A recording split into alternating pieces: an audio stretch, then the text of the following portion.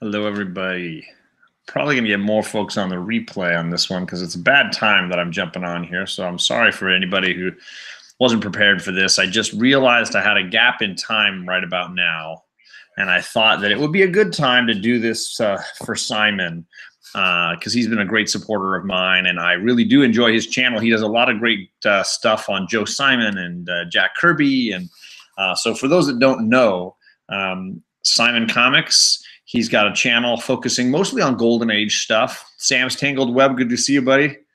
Simon Comics, he's got Golden Age stuff. He knows a lot about Joe Simon, Jack Kirby, and he's got a lot of cool content over there. He just hit 150 subscribers, I think. So congrats to you, Simon, on that. But for his 100 subscriber, he's got a contest going where he wants you to share certain things. Bueller, good to see you again. It's been forever. It's been so long. And so I wanted to do a little quick thing for Simon Comics. So he wanted people to share 2 collectibles that they really think are important to them, 2 comics they would never sell, and to spend a little time talking about what age of comics they prefer and why. Simon Comics, I'm so glad you're here, brother. So I'm just getting this in under the wire. December 1st is his deadline, so you can still enter his contests. You can go 2 ways to enter. You can go on his channel and comment on the video for his subscriber contest, or if you want, you can do what I'm doing, make a video. I think he even says you can do both. I don't know how that all works, and maybe he'll mention it here in the chat. For those watching the replay, if you want to find his channel, you can click on his name in the chat, and it'll take you right over there to his channel. So at my house, I struggled with the what collectibles side of his contest. I don't have a lot of collectibles until I counted things like these. We have a lot of Legos in my house. We are a Lego household. In fact, a lot of my nephews, when they come over to play, basically tell me, can I go in the Lego room? And it's not like it is in the movie, Lego movie, where it's like kids can't come in here. This is a room for chaos. And we have a lot of Legos. I ended up purchasing, I think it was 25 pounds of Lego off of Craigslist. And a guy gave me a great deal. His kids had grown up. He had all the old instruction manuals. So I have a huge collection. And then on top of that, my girls asked for them for Christmas and things like that. So we ended up getting some of the cool Marvel sets with the last few Avengers movies. So this is one of the Quinjets that came with, I think, Age of Ultron, the film Age of Ultron. Really cool. So we play with our Legos a lot. This one is in surprisingly good shape overall. So I would say that most of our Legos would be the collectibles that we love a lot. The one that I'm sorry I can't share, and Simon said, oh, I know this one, it's okay, don't worry about it, is the Avengers Tower from Age of Ultron. Is a really cool Lego set, and I generally have to rebuild it a couple times a year. It gets knocked over, and my nephews are, you know, they're rambunctious sorts, and so that stuff tends to get knocked around. Sorry. A little something in my throat. Sorry. So I wish this one was built. It has been destroyed. It is a fantastic one. Yes, Simon, I saw that video, and I'm going to go watch that one really soon. He says he did the I can't pronounce it right, the Sanctum Sanctorum, the Doctor Strange's lair, and that's a cool Lego set. I really do dig that Lego set. So the Avengers Tower, and then I think one of my favorites is the Black Panther jet from Civil War, just because it really rarely breaks. This is one of those things that, you know, my nephews can play with this, and it looks the same afterwards. This is not true of the Avengers Tower. One play with the Avengers Tower, and it's done. I'm so grateful that some of the people in the chat are people that I was chatting with earlier today. So Simon, I want to take a quick thank you to Sam's Tangled Web, TJ Watson, and a few other people that I talked with earlier because I had some questions about purchasing things on eBay, and those guys were really quick to get back to me and to give me some great information. So thank you again in person. if you can call this in person, to those people that gave me a hand with that today.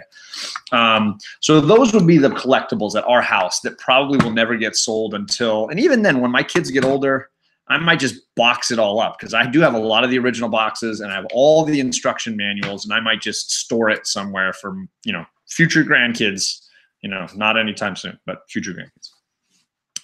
Those are our collectibles. As far as books I will never sell, somebody in one of the responses to Simon's contest mentioned the idea that it's hard to list comics you'll never sell, mainly because if somebody offered me $1 million for my comic collection, I'd probably say yes, and then go out immediately and rebuy a lot of the books I had already. But for the most part, I probably won't be selling these books. And if I did, I would probably buy a copy of the book right back immediately afterwards. They would have to be the two I share most often on my channel. I got this X-Men when I was in college. It was the first book I ever bought off eBay. And it does mean a whole lot to me. It's not in perfect condition. It's got spine ticks. It's got a crease coming across a Nightcrawler here.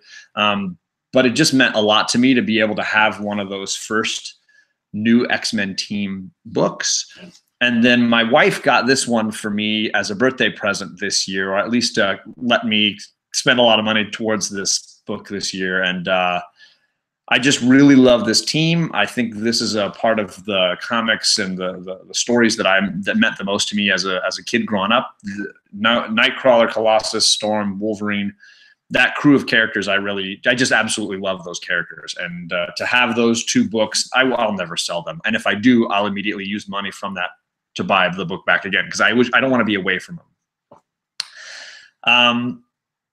The last part of his contest was talking about ages of comics, and I've gone around and round on different channels for this, because I feel like the age of comics I usually like the most usually is in that silver to bronze range somewhere, and it's mostly because that's the birth of the characters that I like. You talk about the early, like Marvel, Stan Lee, Jack Kirby, Steve Ditko, that whole era of creators means a lot to me. And I look at like a Fantastic Four 48, or I look at a Incredible Hulk 181. I see these books and there's a visual nostalgia that's a strong connection for me. I read the stories even when they're dated. That Kirby style and that Stan Lee style, it really connects for me and means a lot to me. It's partly why I struggle with Golden Age stories as much, is because the characters I love aren't there yet. They're not there. And I don't like horror comics very much. I don't like romance comics or Western comics or detective comics. Not DC. I mean, like comics with like a hard-boiled detective. So for me, I struggle with Golden Age, and I do appreciate Simon informing and giving me a lot of good information about Golden Age books, because I need that. I really do need the understanding and the exposure, and understanding that there were two Human Torches, and that there's a very complicated backstory there, and the Submariner and all these kinds of characters. There's definitely an element to Golden Age that I need to be learned about. But at the same time, I don't have as an emotional a connection. And the same is true for modern age books. I really just follow stories I like. So there is no end-all be-all age for me, but I definitely feel like the silver to bronze age books, I know those characters. I know that world, Marvel's in particular, but I just know that those worlds so well. They mean a lot to me. And those are the ones that I go back to again and again. And when I look for a Grail book that I want to buy, it's going to have some element of that era for me. The books that I want to purchase the most are all in that era. Simon says, I guarantee you that you will love the Golden Age characters once you start experiencing them. I recommend that you pick up the best of Simon and Kirby from Titan, or Superheroes by Titan. Okay, that's going to have to be something I look for. And as part of his contest, he's giving away these sort of books on the times of Joe, Simon, and Jack Kirby, so you can read up on that. So even if I don't win and get one of those books, I'm going to have to buy one at some point, just so that I can study up and learn some more about these things. I saw that the Golden Age Guru is really taken over on Tom's channel. And I definitely try to read up on that stuff. Jeff's been really good about trying to get more information out there, just like Simon. And I really do appreciate both of them for doing that, even though it's not my security blanket at this point in my collecting. It's not that thing that holds me in. Let's see.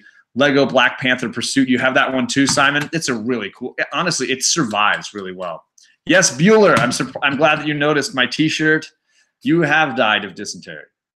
It is an Oregon Trail t-shirt. I'm sure people who watch my channel notice I generally try to wear an odd, silly shirt in my videos. I came home from work, I'm wearing a tie and a collared shirt, and I was like, I'll just jump on, and I thought, that's just not my channel. It's like Bueller has his vest. I have odd t-shirts. I'm not gonna wear a tie on my show. I wear a tie at work. I'm not gonna wear a tie on my channel. That's not what I do. So everybody has their thing. Just like Reggie's got his sleeveless shirts, and what is it? I was on Comic Tom recently. Russ had a tank top. He had a tank top. He was showing off his tats on his side there, looking all tough, trying to do his best Reggie. So I do. I try to do the silly t-shirt thing, and I don't always remember to show them off, but you can always try to see like which t-shirt am I wearing this time, because I have a lot of them. I think I have 8 t-shirts just for the TV show Lost, much less comic books and all this other stuff. Simon, I teach 3rd grade. I've been a private school, elementary school teacher for almost 15 years now. Most of that time I've been teaching 3rd grade, but I've had a little experience in all different age levels. And elementary school is just my jam. I love kids at these ages. I could never do high school, and I would probably struggle in a preschool. I'm somewhere right in the middle. Is my Arrested Development is somewhere right in the middle. Titan is a comic company. They print comics and license. Oh, Doctor Who. Okay, cool. Golden Age reprints. And you know what? I did snag one that you said it might not be your favorite because it's very heady. It's like it was Submariner and Human Torch. I found like for 33 cents, I found like a really cool reprint of like 4 issues. And I don't think I'm ready to dive in there. But I'm going to keep looking. I'm going to keep going through it and then try this, try that. Carlito says, dang it, I was going to comment on your shirt, but Bueller's neighbor's internet connection is better than anyone else's Wi-Fi. Well, hey, when the house I lived in before this, we were not pirating our neighbors. He knew we were doing it, but he did allow us in on his setup. So that was pretty awesome. So that was my entry for Simon Comics. I really do recommend his channel. I know it seems like I win a lot of contests and I do a lot of contests, but the truth is I try to pick and choose, to support people who are doing good things in the community, people that I think are providing good content, or at least, if nothing else, really being great responders to me on Instagram or here on YouTube, people that I feel like are contributing to what is this great culture that we've got going on here. And Simon is definitely on that list. And I wanted to make sure I fit this in because I do enjoy his channel. His content is great. And he is always supporting other people's channels. And who could ask for more, right? He just hit 150. We want to get him to 200. So definitely get over there. He could beat me by the end of the week, no question, because I'm not even at 250 yet. He could definitely beat me at this point. Bake the Snake's in here. How you doing, brother? Let's see. Did I miss anybody? Marvel Joe, I'm sorry I didn't say hi to you.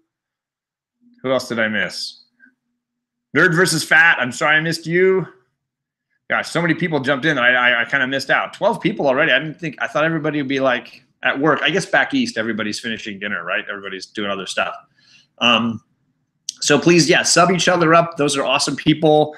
Hope everybody gets a chance to check out everybody's stuff. I'm off till Saturday morning. I just wanted to make sure I fit this one in. Thank you so much, Simon, for the stuff that you do. And everybody check in on everybody's channels. Bueller's show tomorrow at 5:30. Check that out. He's got Simple Man Comics on there, so I'm excited to see that.